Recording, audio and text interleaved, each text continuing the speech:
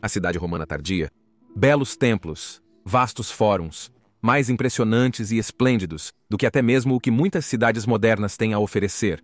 Um belo estilo arquitetônico, muitas estátuas por toda parte, muitas vezes revestidas de ouro, uma incrível quantidade de arte clássica. Muitas pessoas andando pelas ruas, donos de lojas ocupados, ricos aristocratas, então as enormes termas, local de encontro para milhares de pessoas, incomparáveis em sua grandiosidade, então gigantescas bibliotecas, teatros e anfiteatros gargantuanos.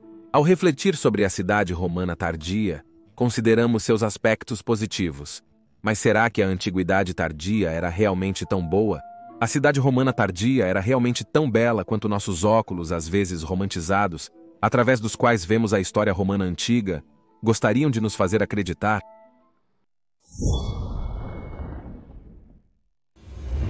Quando vemos reconstruções de cidades romanas tardias, geralmente são animações de computador que se concentram nos edifícios, na própria estrutura urbana. Auxiliam a visualizar como seriam os prédios de uma cidade romana. Adequadamente para nossa análise de cidades romanas tardias, a maioria das reconstruções 3D da Roma Antiga são ambientadas no ano 320 d.C., já no final do Império Romano. Por quê? Pois foi quando Roma alcançou seu ápice em desenvolvimento urbano. Foi quando todos os prédios famosos foram finalizados.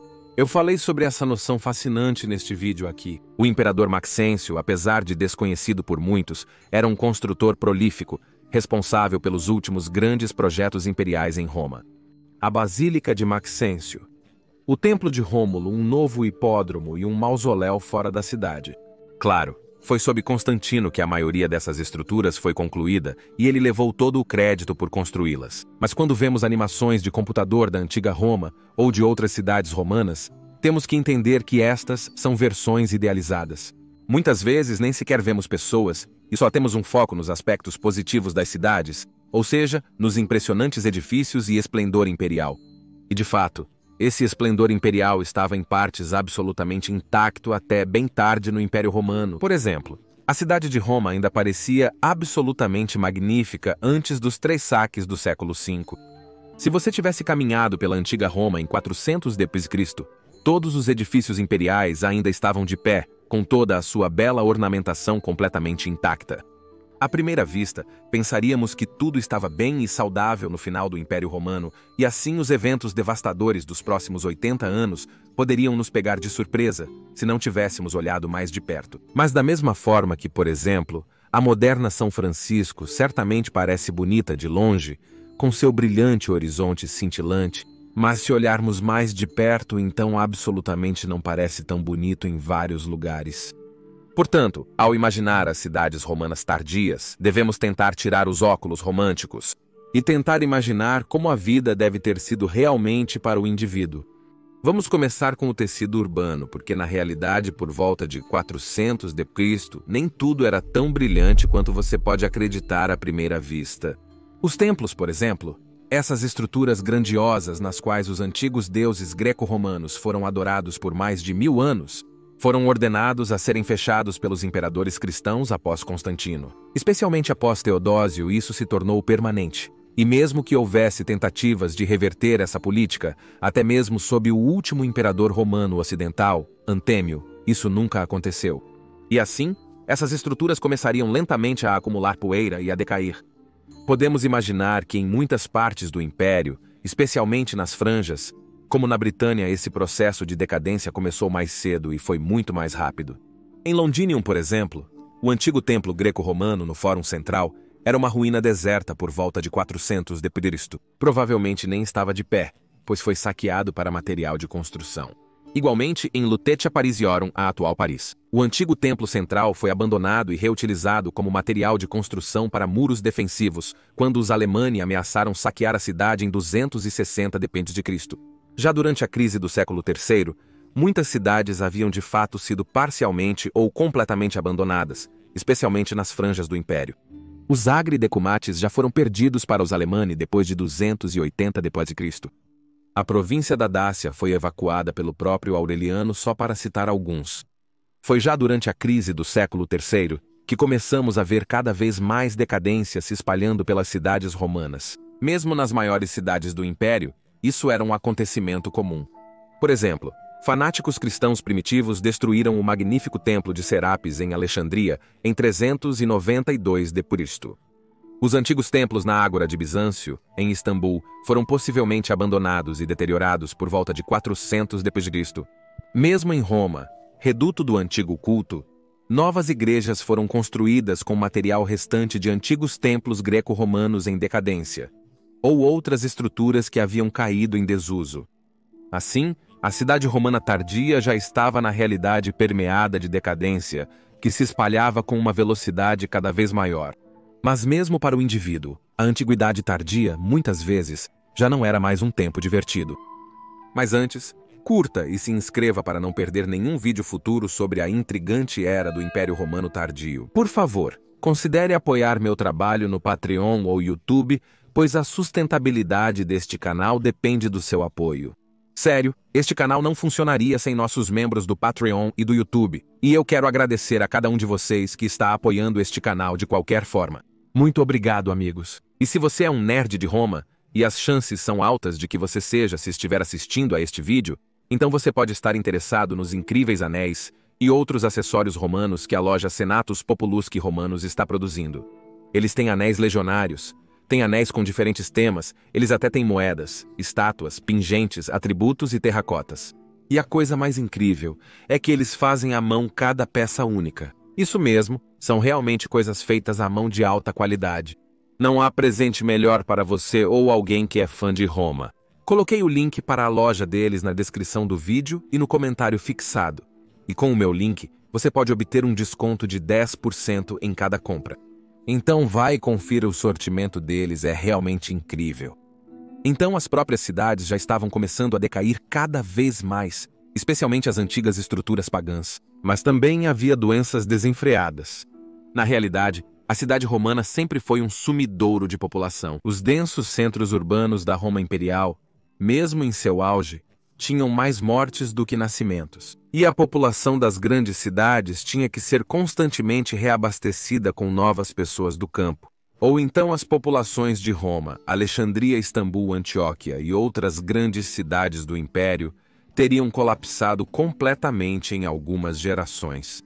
Isso porque a higiene naquela época não era muito desenvolvida, para dizer o mínimo. Então combine uma alta densidade populacional, como em Roma e Alexandria que eu analisei nestes dois vídeos aqui. Combine uma densidade populacional extremamente alta de 50 mil pessoas por quilômetro quadrado, ou até mais, com o conhecimento inexistente da propagação de patógenos, e você pode imaginar que as doenças eram um acontecimento comum. Os patógenos poderiam se espalhar facilmente nas cidades romanas, especialmente nas termas. Eram um incrível caldo de cultura de muitos vírus e bactérias diferentes. A água nas piscinas de água quente e fria não era trocada com muita frequência e elas não continham cloro como nas piscinas modernas. Então, todos os tipos de germes poderiam se multiplicar facilmente nas águas dos banhos romanos. Consequentemente, ir aos banhos era quase uma garantia de contrair algum tipo de doença, ou, no mínimo, o sistema imunológico teria sofrido muito estresse. É por isso que as grandes pandemias do Império Romano ocorriam e se espalhavam rapidamente. Pela vasta rede de estradas, as pessoas viajavam regularmente por todo o Império, e as cidades densas eram um terreno fértil perfeito para bactérias e vírus. Havia surtos locais até mesmo na República Romana e no início do Império, mas já nos anos 160 d.C., houve a primeira grande pandemia. Depois, nos anos 250, a segunda, e então a praga de Justiniano nos anos 540 e assim por diante. Mas mesmo à parte desses grandes surtos, havia repetidamente epidemias locais, geralmente nos centros urbanos densos e não no campo. Então a cidade romana tardia era lar de muitos patógenos, e assim muitas pessoas constantemente ficavam doentes nas cidades e infectadas com todos os tipos de doenças, o que aumentava muito a chance de morte. Adicione ainda lesões e infecções a isso, e entendemos por que a cidade romana sempre foi um dreno líquido de população. E então temos que imaginar o quão insanamente ruim uma cidade densa como Roma ou Istambul deve ter cheirado. Havia latrinas públicas por toda a cidade, e estas, como podemos imaginar, não eram realmente higiênicas. A higiene em geral só podia ser praticada pelas elites ricas, que, a propósito, evitavam as latrinas públicas a todo custo. Faltava papel higiênico nessas latrinas. Imagine uma espécie de esponja em um pau sendo compartilhada, limpa apenas superficialmente e depois reutilizada por outra pessoa. Existe maneira melhor de espalhar doenças do que essa? Logo, apenas as classes mais baixas frequentavam as latrinas, que não tinham escolha a não ser usá-las. Porque nos grandes edifícios de apartamentos romanos, as insulae, não havia banheiros. As grandes domos das classes superiores tinham sua própria água corrente e banheiros. Porém, as insulae, os numerosos apartamentos nas cidades romanas, não ofereciam tal luxo. Mas claro, quando as pessoas nessas insulae realmente precisavam usar o banheiro, eles se aliviavam em potes. E claro, não raramente os esvaziavam nas ruas.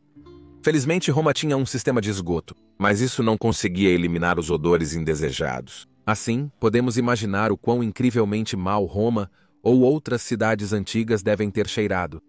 Isso deve ter sido insuportável para nossos narizes, o que, claro, não podemos visualizar nessas belas renderizações 3D de Roma Antiga ou Istambul Antiga. No entanto, o cheiro provavelmente variava muito, já que os grandes espaços abertos, os fóruns, não continham latrinas públicas, e o vento ganharia mais velocidade lá para dispersar os maus cheiros. Em geral, podemos imaginar que as partes mais pobres das cidades romanas tardias cheiravam muito pior do que as partes ricas ou os grandes fóruns imperiais. E partes mais pobres das cidades havia muitas, especialmente após a crise do século III, depois que a qualidade das moedas romanas havia deteriorado, depois que a inflação saiu do controle, a lacuna entre ricos e pobres se tornou ainda maior, um fenômeno relacionável nesses tempos de alta inflação. Então, certamente havia mais favelas na cidade romana tardia de 400 d.C. do que na cidade romana de Augusto ou Trajano. Certamente também havia mais pessoas sem teto ou mendigos no final do Império do que no início do Império. A economia simplesmente não era mais tão boa quanto alguns séculos antes. E não é preciso muita imaginação para entender que isso teria sido visualmente bastante aparente ao caminhar por uma cidade romana tardia. Mas para piorar ainda mais, os ricos ostentavam sua riqueza de maneira cada vez mais frívola, como descrito por Ammianus Marcellinus, o famoso historiador romano tardio que viveu em Roma durante os últimos anos de sua vida, então em 390 d.C., e descreveu de maneira vívida a total decadência que os ricos exibiam onde quer que pudessem, de forma muito exagerada. Mas, ao mesmo tempo, você teria visto o contraste absoluto com os mendigos e pessoas sem teto muito mais do que durante o auge de Roma. Assim, quando imaginamos a cidade romana tardia, é muito tentador imaginar Roma como um farol de luz em meio à escuridão crescente da Idade Média, com suas estátuas douradas e templos de mármore brilhante. Mas também devemos, para obter uma imagem completa e realista, visualizar a cidade romana tardia como era. Sim, ainda havia esplendor. Sim, ainda havia magnificência e beleza imperiais. Mas também havia decadência, desolação, pobreza incrível e doença e morte desenfreadas. A cidade romana tardia, portanto, deve ter apresentado uma imagem muito mista. Os contrastes certamente eram muito mais pronunciados do que durante o auge de Roma nos séculos I e II d.C. Então, da próxima vez que imaginarmos a cidade romana tardia, devemos também imaginá-la cheia de pessoas, e com todas as coisas boas e ruins que uma alta densidade populacional urbana, em um império em declínio, traz consigo. E se você estiver interessado em aprender mais sobre como exatamente Roma parecia durante seu auge, assista a este vídeo no canto superior direito. Mas se você estiver mais interessado em quão magnífica Istambul era durante seu zênite, assista ao outro vídeo no canto inferior direito. Agradeço mais uma vez aos amigos da história romana. Gratias tibiago, e bene valete.